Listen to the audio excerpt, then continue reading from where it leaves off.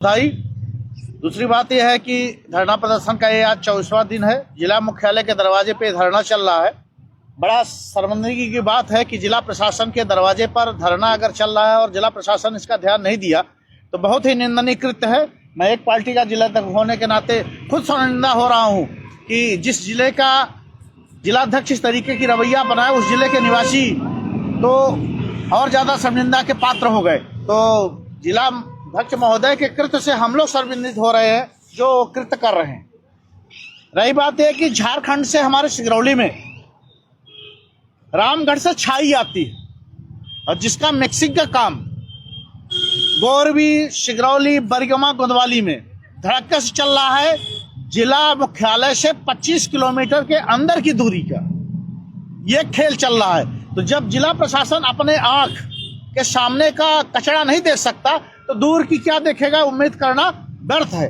इसलिए जिला प्रशासन अभी भी और पुलिस प्रशासन से भी आग्रह करता हूं, मेरा लाइव जो देख रहे हैं उनसे आग्रह करता हूं कि इस तरीके से हो रहे भ्रष्टाचार को आप उजागर करें, सब साथ दें और जिस तरीके से अन्याय हो रहा है जनता जनार्दन के साथ उसका खुलकर विरोध करें। कोयले में व्यापक रूप से मिक्सिंग हो रही है। कोयले का बड़ा रैकेट चल रहा है, यहाँ पर बहुत मिक्सिंग हो रही है और बड़े बड़े नेताओं का नाम इस सफेद पोस्ट में काले हो रहे हैं। इन काले कारनामों को लेकर के क्या कुछ कहना चाहते हैं? करोड़ों रुपए का कोयले का नुकसान और प्रदूषण और यहाँ पर गुंडा राज स्थापित और जंगल राज स्थापित करने की कोशिश की जा रही है जिले में, क्या कुछ कहेंगे? एक्चुअली में 50 से 100 गाड़ी पर डे आ रहा है और चूंकि बॉर्डर में ही यहाँ फोर्स लगी है तो बॉर्डर से बॉर्डर में आ रहा है तो कैसे आ रहा है। तो ये तो निश्चित है कि जिला प्रशासन के पूरा सहसे ही ये कार्य हो रहा है, इसमें नो डाउट। ये जो जितने घटनाएं घट रही हैं और जो स्थिति है और जो छाई का खेल हो रहा है उसका प्रशासन के पूरे संज्ञान के और सहमति से हो रहा है। चूंकि जिला प्रशासन अगर चाहे, पुलिस प्रशासन चाहे तो संभव नहीं है। भाई बॉर्डर से ही गाड़ी जाती है क्रॉस होकर के, खनहरा बैरियर होकर के जब माल आता है तो खनहरा बैरियर में किस बात की चेकिंग? 2 व्हीलर की गाड़ी चलाने वाले की चेकिंग, उनका चालान, जो बीवी बच्चों को लेके जा रहा है इलाज कराने उसका चालान। इसके लिए यहाँ की व्यवस्था है, गरीबों को तोड़ने की व्यवस्था है। ये नहीं दिखता है कि गाड़ी 100 गाड़ी कहाँ से माल आ रहा है, झारखंड से माल आ रहा है रामगढ़ से और यहाँ मिक्सिंग हो रहा है।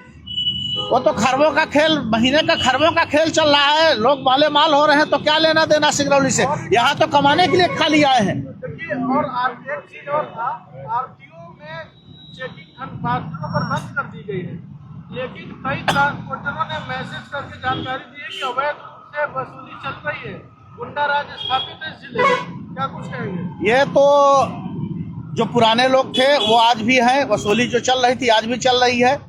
और इसके संबंध में जब सूचना मिलती है तो आरटीओ साहब जाते हैं और फॉर्मेलिटी पूरा हो जाती है, 1-2 दिन दिखा देते हैं कि जांच हो रही है। इसके बाद ठंडे बस्ते में चूंकि क्या है कि सफेद खाकी का इतना दबाव है कि उस दबाव में ये लोग जी रहे हैं, लेकिन ये अपने कर्तव्य को भूल गए कि मेरा नैतिक कर्तव्य क्या है।